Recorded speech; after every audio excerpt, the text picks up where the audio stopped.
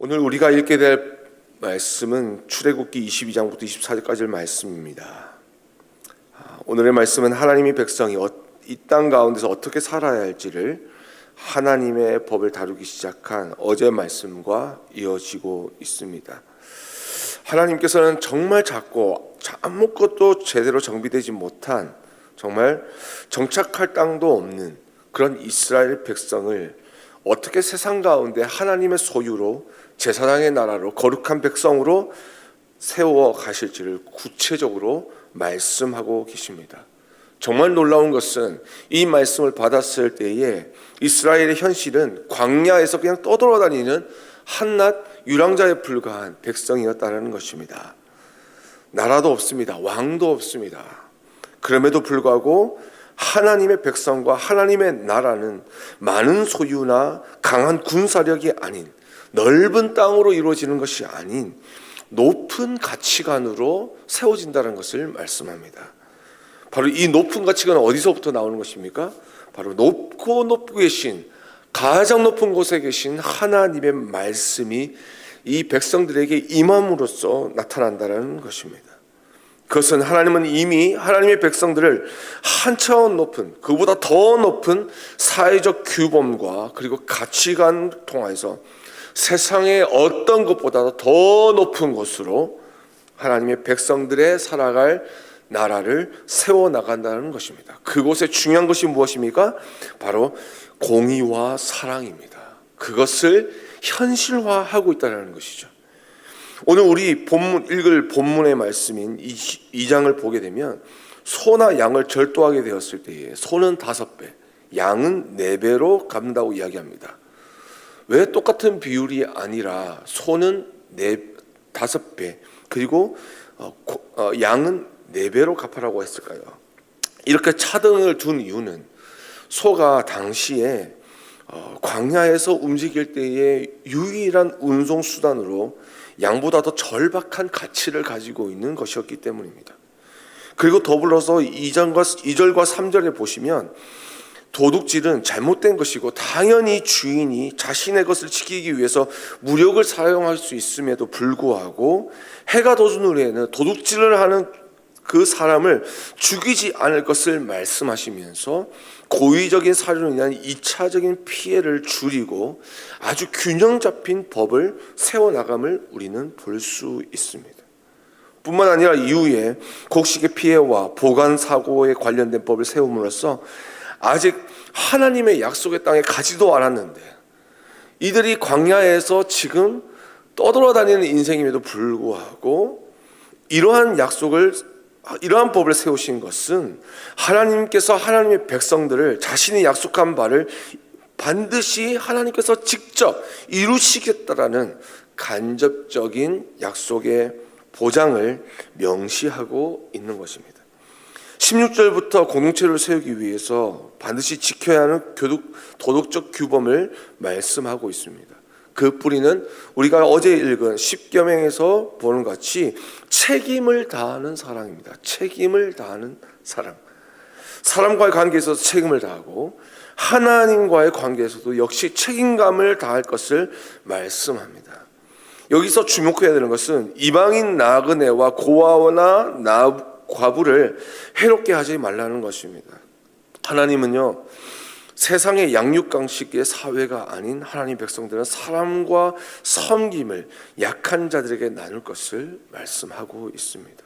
또한 하나님께서 세우신 지도자를 존경하고 따르며 마음을 모아 하나가 되기를 원하셨고 하나님께서 베푸신 그 은혜로 살고 있음을 그리고 고백하며 첫 소산을 하나님께 드리는 것을 이야기하고 계십니다. 23장부터는 공정성에 대한 법을 세우십니다. 군중으로 정의가 무너지는 것을 방지하시고 오직 진리만을 지켜나갈 것을 말씀합니다. 하나님의 저울은 결코 기울지 않으며 모든 자에게 공평하게 적용되고 있음을 말씀하고 있고요. 가난한 자이든 부한 자이든 힘이 있는 자이든 힘이 없는 자이든 하나님 앞에서 모두 똑같은 한 영혼임을 강조하고 계십니다. 10절에서는 안식년과 안식일을 말씀해 주면서 세상의 방법이 아닌 하나님의 방식으로 살아갈 것을 하나님의 백성에게 한 번 더 강조하십니다. 그것이 바로 안식입니다. 안식일은 쉬는 것입니다. 근데 단지 쉬는 것이 아니라 온 땅을 하나님이 다스리게 하시는 것입니다. 인간이 쉼으로써 땅이 쉬어지고, 그리고 추수를 심으로써 가난한 자가 힘없는 자에게 하나님의 은혜가 흘러가게 하는 또 하나의 다른 안식의 모습을 하나님은 보여주고 계십니다. 또한 삼절기를 나누어서 하나님을 만날 것을 말씀하고 계십니다. 또 무엇으로요? 땅으로 걷어들인 하나님의 은혜, 하나님이 내리신 그 은혜로, 그리고 하나님의 주권을 인정하며 그 축복을 하나님의 것임을 고백하기를 원하셨습니다. 이것이 어떤 원리냐? 바로 우리의 예배의 원리이며 이유인 것입니다. 바로 예배라는 것은 하나님이 내리신 은혜로 내가 이 땅 가운데 살아갈 수 있으며, 이 모든 은혜를 주시기 위해 하나님의 주권을 인정하고 내 삶을 다스리고 계시며, 또한 하나님께서 내리신 축복을 인하여 내가 하루하루를 살아갈 수 있음을 고백하며 하나님께 나아가는 것, 그것이 바로 예배인 것입니다. 다시 한번 24장에서 시내산에서 하나님께서는 모세를 부르십니다. 이번에는 모세 한 사람을 부르시는 것이 아니라 아론과 나답, 아비후, 그리고 장로 70명을 부르십니다. 그리고 하나님께 올라와 경배하게 하시는데, 이 장면을 통하여 하나님 기뻐하시는 참된 영적 지도자가 어떤 모습이어야 하는지를 말씀합니다. 그것은 바로 하나님께 더 가까이 나아가는 자입니다. 하나님께 더 가까이 나가는 자가 지도자라는 것을 말씀합니다. 지도자는 하나님의 말씀을 듣습니다. 왜요? 하나님께 더 가까이 나아갔기 때문입니다. 그리고 온 마음과 온 몸으로 하나님 말씀에 순종합니다. 왜 그렇습니까? 하나님의 말씀은 마음속에, 그리고 우리의 삶을 통하여 고백하며 떨림으로 하나님의 말씀을 받기 때문이죠. 또한 하나님의 말씀을 하나님의 세상 가운데 보여주는 자가 지도자임을 말씀합니다. 하나님의 말씀은 그냥 듣는 것이 아니라 그래서 순종해야 하는 것입니다. 이 모습을 보여주신 분이 계십니다. 그분이 누구십니까? 바로 우리의 왕 되신 예수 그리스도이십니다. 요한복음 1장 1절에 예수님을 이렇게 소개합니다. 하나님의 말씀이 육신이 되어 오셨다. 하나님의 말씀이 육신이 되어 오셨다. 우린 예수 그리스도를 통하여서 하나님의 아버지의 참된 사랑의 모습을 우리는 깨닫게 되었습니다. 그분이 베푸신 은혜와 그분의 자비와 그분의 사랑과 그분의 섬김과 그분의 자기를 내어줌을 통하여서 정말 하나님 아버지께서 우리를 얼마나 사랑하시는지를 우리는 비로소 보게 되었고, 십자가에서 보여주신 완전하시고 온전하신 순종의 모습을 통하여 우리가 이 땅 가운데 어떻게 살아야 할지를, 하나님의 말씀을 받들며 살아가는 삶이 무엇인지를 예수님께서는 우리에게 보여주신 것입니다. 이것이 바로 우리의 대제사장이시여 평화의 왕으로 오신 예수 그리스도의 모습인 것입니다. 오늘의 말씀을 보시면서 우리의 삶에 혹시 잘못된 가치관은 없는지, 세상의 가치관으로 흘러가는 삶이 아니라 이제 하늘의 가치관으로 살아가는 여러분이 될 수 있기를 주님의 이름으로 축복합니다. 비록 어렵다고 할지라도 주님께서 이 땅 가운데 오셔서 몸소 하나님의 아버지의 말씀을 이루시고 만들어지고 보여주시기 위해 사셨던 빛의 삶을 우리에게 보여주셨던 것처럼, 우리 또한 이 땅 위에 빛으로서 사명을 다하고 소금으로서 사명을 다하는 그리스도의 제자들이 될 수 있는 여러분 될 수 있기를 주님의 이름으로 축복합니다. 이 시간 다 같이 오늘 하나님께서 우리에게 주신 말씀, 출애굽기 22장부터 24장까지의 말씀을 함께 읽도록 하겠습니다. 제 22장. 사람이 소나 양을 도둑질하여 잡거나 팔면 그는 소 한 마리에 소 5마리로 갚고 양 한 마리에 양 4마리로 갚을지니라. 도둑이 뚫고 들어오는 것을 보고 그를 쳐 죽이면 피 흘린 죄가 없으나 해돋은 후에는 피 흘린 죄가 있으리라. 도둑은 반드시 배상할 것이나 배상할 것이 없으면은 그 몸을 팔아 그 도둑질한 것을 배상할 것이요, 도둑질한 것이 살아 그의 손에 있으면 소나 나귀나 양을 막론하고 갑절을 배상할지니라. 사람이 밭에서나 포도원에서 짐승을 먹이다가 자기의 짐승을 놓아 남의 밭에서 먹게 하면 자기 밭에 가장 좋은 것과 자기 포도원에 가장 좋은 것으로 배상할지니라. 불이 나서 가시나무에 댕겨 낯간이나 거두지 못한 곡식이나 밭을 태우면 불러온 자가 반드시 배상할지니라.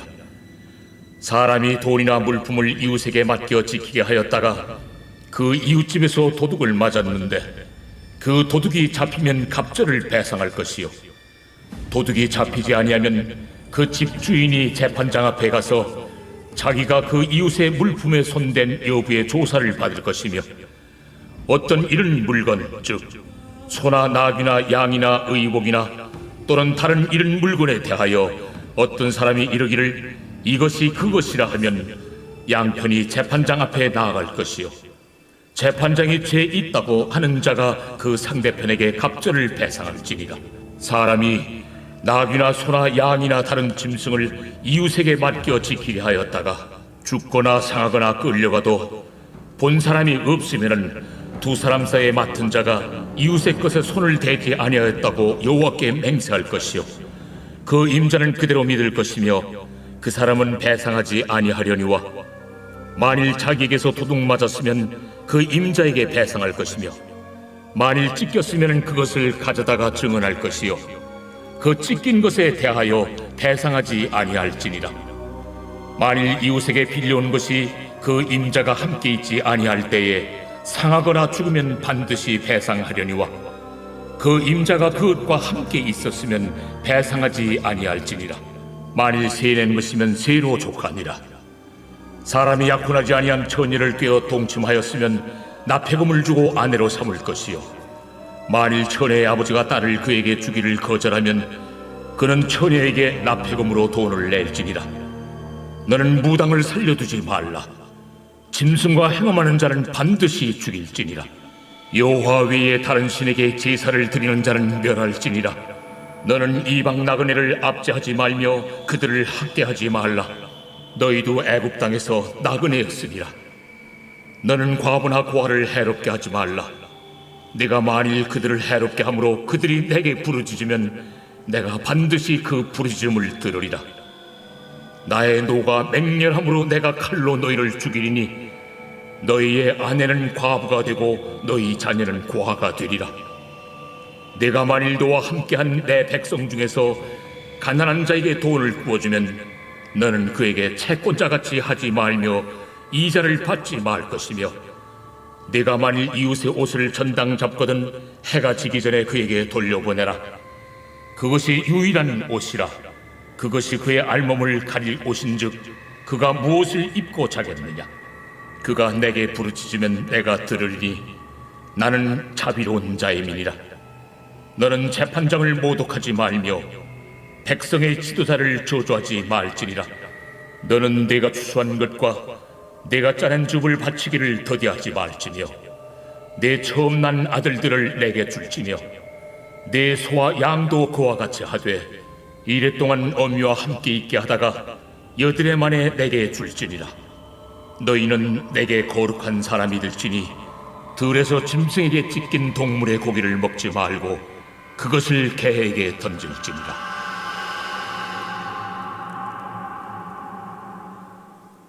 제 23장. 너는 거짓된 풍설을 퍼뜨리지 말며 악인과 연합하여 위증하는 증인이 되지 말며 다수를 따라 악을 행하지 말며 송사의 다수를 따라 부당한 증언을 하지 말며 가난한 자의 송사라고 해서 현벽대에 두둔하지 말지니라. 네가 만일 네 원수의 길 잃은 소나 나귀를 보거든 반드시 그 사람에게로 돌릴지며, 네가 만일 너를 미워하는 자의 나귀가 짐을 싣고 엎드러짐을 보거든 그것을 버려두지 말고 그것을 도와 그 짐을 부릴지니라.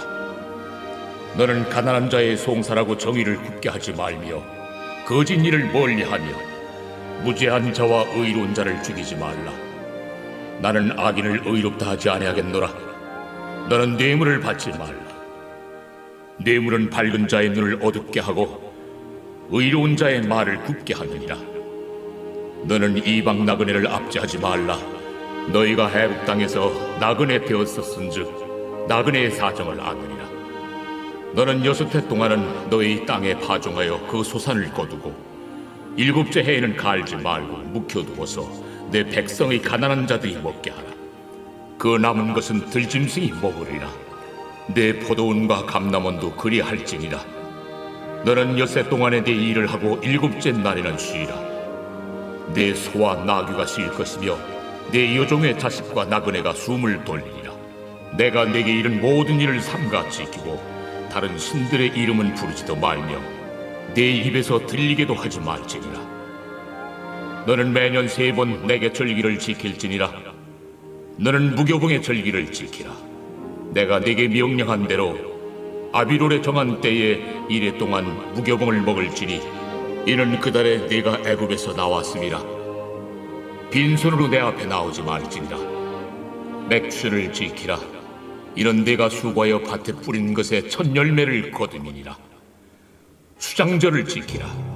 이는 내가 수고하여 이룬 것을 연말에 밭에서부터 거두어 저장함이니라. 내 모든 남자는 매년 3번씩 주 여호와께 보일지니라. 너는 내 제물의 피를 유교병과 함께 드리지 말며 내 절기 제물의 기름을 아침까지 남겨두지 말지니라. 내 토지에서 처음 거둔 열매의 가장 좋은 것을 가져다가 너희 하나님 여호와의 전에 드릴지니라. 너는 염소 새끼를 거미의 젖으로 삼지 말지니라.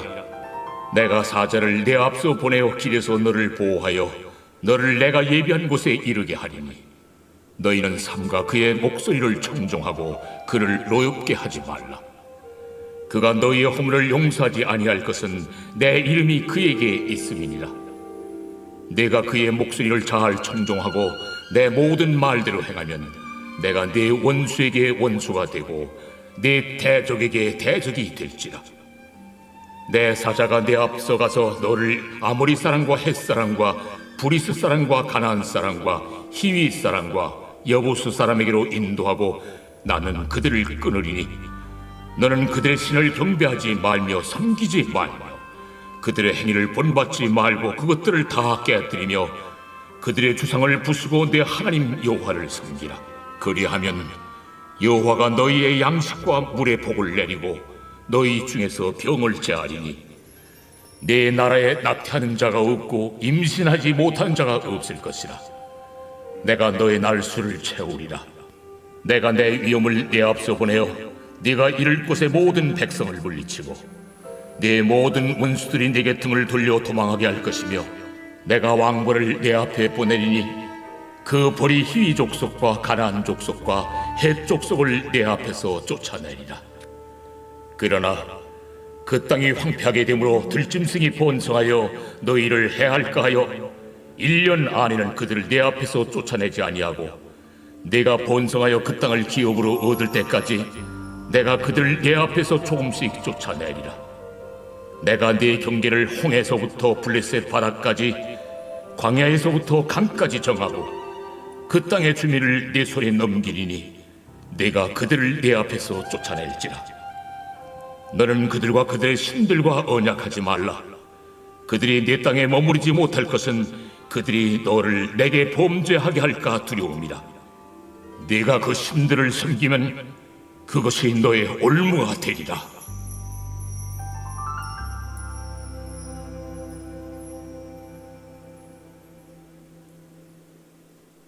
제 24장. 또 모세에게 이르시되 너는 아론과 나답과 아비후와 이스라엘 장로 70명과 함께 여호와께로 올라와 멀리서 경배하고 너 모세만 여호와께 가까이 나아오고 그들은 가까이 나오지 말며 백성은 너와 함께 올라오지 말지니라. 모세가 와서 여호와의 모든 말씀과 그의 모든 율례를 백성에게 전하매 그들이 한 소리로 응답하여 이르되 여호와께서 말씀하신 모든 것을 우리가 준행하리이다. 모세가 여호와의 모든 말씀을 기록하고 이른 아침에 일어나 산 아래 제단을 쌓고 이스라엘 12지파대로 12기둥을 세우고 이스라엘 자손의 청년들을 보내어 여호와께 소로 번제와 화목제를 드리게 하고 모세가 피를 가지고 반은 여러 양푼에 담고 반은 제단에 뿌리고 언약서를 가져다가 백성에게 낭독하여 듣게 하니 그들이 이르되 여호와의 모든 말씀을 우리가 준행하리이다. 모세가 그 피를 가지고 백성에게 뿌리며 이르되 이는 여호와께서 이 모든 말씀에 대하여 너희와 세우신 언약의 피니라. 모세와 아론과 나답과 아비후와 이스라엘 장로 70인이 올라가서 이스라엘의 하나님을 보니 그의 발 아래는 청옥을 편 듯하고 하늘같이 청명하더라. 하나님이 이스라엘 자손들의 존귀한 자들에게 손을 대지 아니하셨고 그들은 하나님을 뵙고 먹고 마셨더라. 여호와께서 모세에게 이르시되 너는 산에 올라 내게로 와서 거기 있으라. 네가 그들을 가르치도록 내가 율법과 계명을 친히 기록한 돌판을 네게 주리라. 모세가 그의 부하 여호수아와 함께 일어나 모세가 하나님의 산으로 올라가며 장로들에게 이르되 너희는 여기서 우리가 너희에게로 돌아오기까지 기다리라. 아론과 훌이 너희와 함께 하리니 무릇 일이 있는 자는 그들에게로 나아갈지니라. 모세가 산에 오르매 구름이 산을 가리며 여호와의 영광에 시내 산 위에 머무르고 구름이 엿새 동안 산을 가리더니 일곱째 날에 여호와께서 구름 가운데서 모세를 부르시니라. 산 위에 여호와의 영광이 이스라엘 자손의 눈에 맹렬한 불같이 보였고 모세는 구름 속으로 들어가서 산 위에 올랐으며 모세가 40일 40야를 산에 있으니라.